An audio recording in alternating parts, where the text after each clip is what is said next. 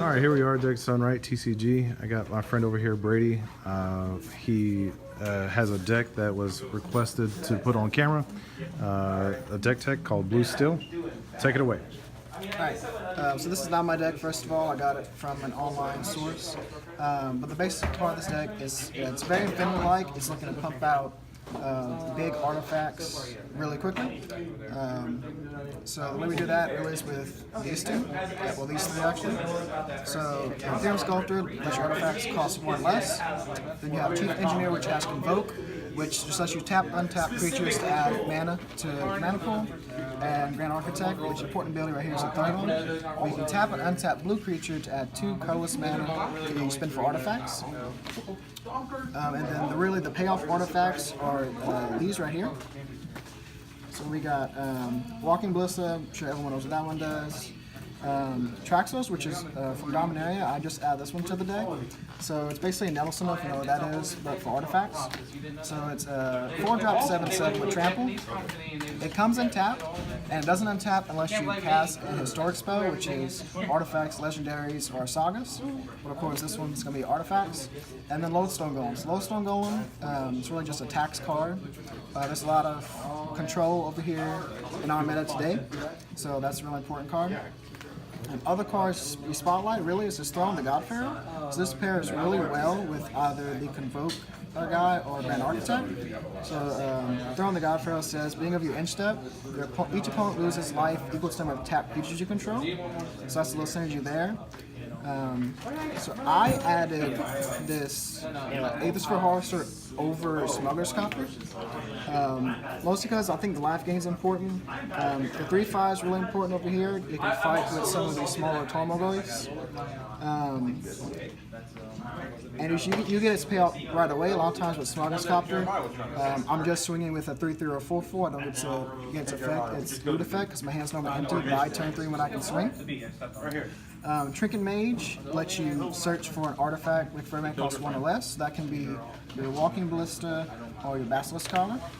And these two play well together. If you put Walking Ballista to Basilisk Collar, you can every ping you do is going to be have Death Touch, so it's going to kill whatever you ping. So a lot of this is 4-ups, so everything on the bottom is 4-ups, as well as Walking Ballista. I have 2 of Traxos just because it's a legendary. I don't want to get stuck with those. Although if you have 2, you can play 1 to untap the other one. Aethersphere Harvester, I only have 1. I want to put 2 in the deck. Trinket Mage is a 1 of main board, 1 of sideboard. I added a Scrap Trawler to the deck just because, like I said, there's a lot of control. At the time I added, there was a lot of control with push and lightning bolts. You can get back a lot of the other smaller stuff with that. Other than that, I added Inventors Fair. So Inventors Fair, you get the life gain if you have 3 artifacts, and then you can search out for an artifact if you control 3 more artifacts. And then for the Blinkmoth Nexus, this is not the Infected one, it's the other one. In terms of the sideboard, we have 2 Pithing Needles for Jaces, also for some of the man lands. 2 Thorn of Amethyst, which makes non-creature spells cost 1 more, which you really don't care about, but a lot of control players will. Some relics for just some dredge and graveyard stuff. 2 Ceremonious Rejections for Tron and Affinity. Also 2 Dismembers. Just a really good removal card when you low removal. A second Trinket Mage. A Dampening Sphere. I'm debating on whether putting 1 or 2. So the Affinity matchup's pretty close, as is the Tron matchup. Just gonna have to outrace them. So this will slow them down, but this also slows you down a little bit. So I'm real hesitant on this card. I added a card, Hibernation. So this really probably is going to be in the main board in most metas, but we have a guy here who likes to play a mono green Stompy deck, as well as a Bogus player that shows up every now and then, so that's good against them. And then we have 2 of this card. So this card is called Quicksilver Fountain.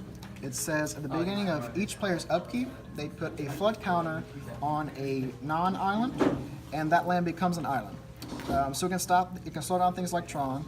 It'll slow down Affinity somewhat, and also just like if a deck plays 3 color or even 4 colors and one of those colors isn't the island, it can slow them down a lot.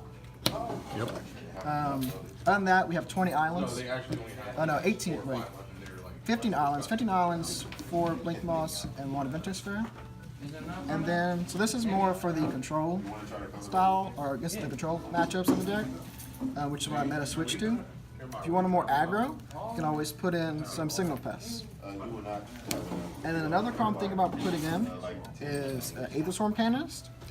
So you might be wary you're putting in a white card in a pretty much mono blue deck, but you can convoke it out if you have the Judgment Interfere, because its color is white and blue, and convoke says you tap for a colorless or color of that creature's color.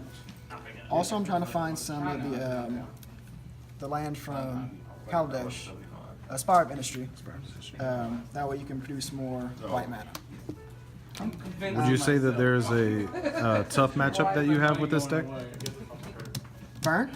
Burn's a tough matchup. Burn, for just you? because it has so much access to artifact removal. A lot of artifact removal is a burn card. Yep.